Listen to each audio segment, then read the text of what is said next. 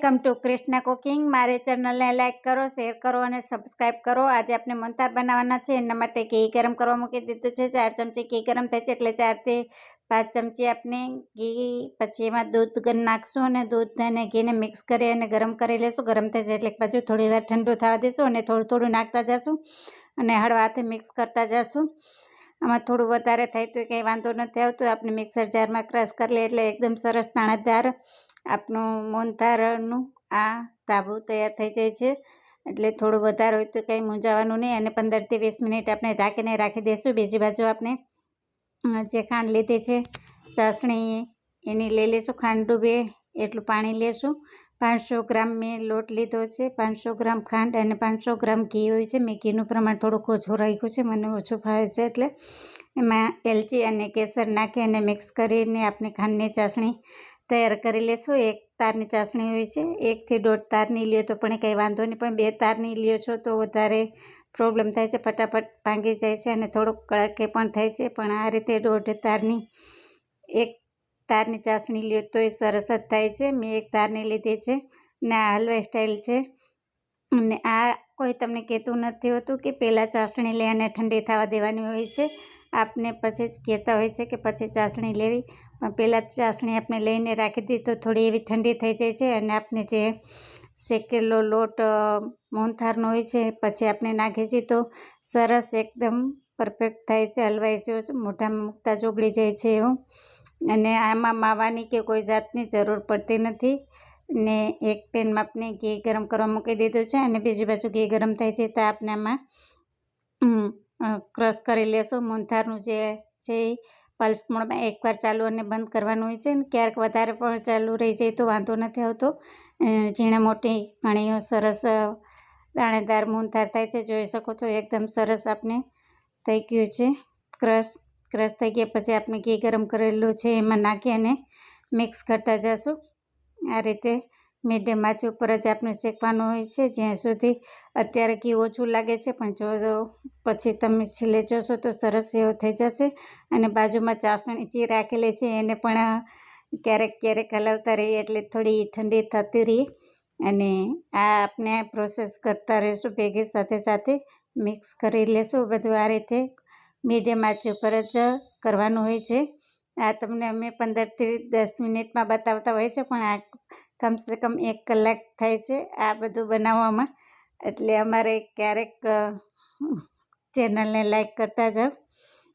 આ રીતે જોઈ શકો છો જો ઘી માંડ્યું છે નીકળવાને, લોટ પણ થોડો એવો ઢીલો થવા માંડ્યો છે એ રીતે। એટલે સામે સામું નાખો તો પણ ચાલે, પણ ઘી પછી થાળીમાં બધેમાં લાગતું હોય છે, એ હાથમાં લાગે એટલા માટે ઓછું રાખું છું અને મને થોડું ઘી પણ ઓછું ભાવે છે। તો આ રીતે આપણે મસ્ત એનો ગોલ્ડન બ્રાઉન ન થાય ત્યાં સુધી મીડિયમ આંચ ઉપર સતત જ શેકતું રહેવાનું છે। એને મૂકીને પણ ક્યાંય જવાનું નથી, થોડી વાર આગા પાછા જાય તો સીધું તળી બેસી જાય છે। આ રીતે આપણે જ્યાં સુધી આપણું મોહનથાળ પરફેક્ટ કમ્પ્લીટ ન થાય ત્યાં સુધી મિક્સ કરતું રહેવાનું હોય છે, મીડિયમ આંચ ઉપર સતત શેકતું રહેવાનું હોય છે।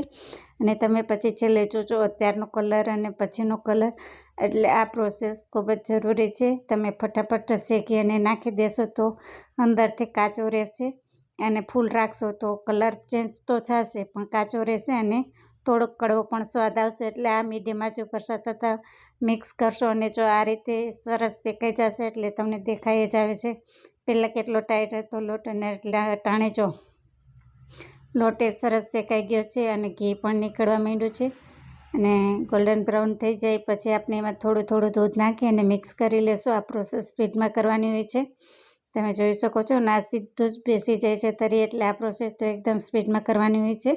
અને પાછું થોડું એવું દૂધ નાખી અને પાછું મિક્સ કરી લેશું। 5 મિનિટ આપણે શેકી લેશું, જે દૂધનો ભાગ છે થોડો કૂલો થઈ જાય, ભરી ન જાય ત્યાં સુધી એટલે મિક્સ કરતા જશું ને હલાવતા જશું। આ રીતે આપણે આપણું મોહનથાળ માવા વગરનો પણ હલવાઈ જેવો ઘરે પણ સરસ એકદમ બનાવી શકીએ સરળ રીતે। અને ખાંડની ચાસણી પહેલાં લીધેલી હોય એટલે ટાઈટ નથી થતું, સરસ પોચો એવો મોઢામાં મૂકતા જ ઓગળી જાય છે। અને આમાં કેસર ઇલાયચી ઓપ્શનલ છે, નાખો તોય ચાલે, ન નાખો તો પણ ચાલે।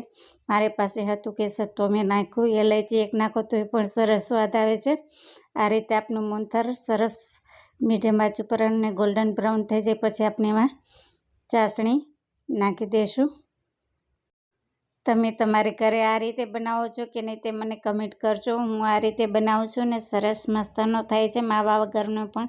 બહારથી આપણે માવો ક્યારેક લઈ તો વાસી આવે છે, એટલા માટે આ રીતે આપણે ઘરે બનાવી તો સરસ થાય છે. અને શેકાઈ જાય પછી આપણે એમાં ચાસણી જે લીધેલી છે એ થોડી થોડી નાખશું અને મિક્સ કરતા જઈશું.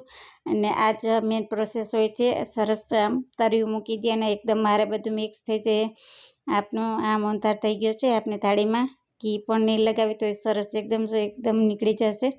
અને ઠંડો કરી લેશું. ઠંડો થઈ જાય પછી આપણે એમાં થોડું પિસ્તાની કતરા અને સોના ચાંદીનું વરખ ઓપ્શનલ છે, લગાવવું હોય તો લગાવાય, નગર ખાલી એમને પણ સરસ જ સ્વાદ આવે છે. આ થોડુંક ડેકોરેશન માટે મારી પાસે હતું તો મેં લગાવ્યું છે.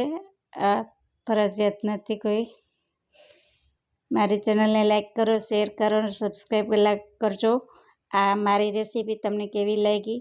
ને વખાણ નથી કરતી, સાચે જે છે એ જ તમને સાચું બતાવ્યું છે. આ જ રીતે સરસ મોહનથાળ તમે પણ ઘરે બનાવી અને ખાઓ અને કમેન્ટ કરો. બાય. ચાલો મોહનથાળ ખાવા બધાય.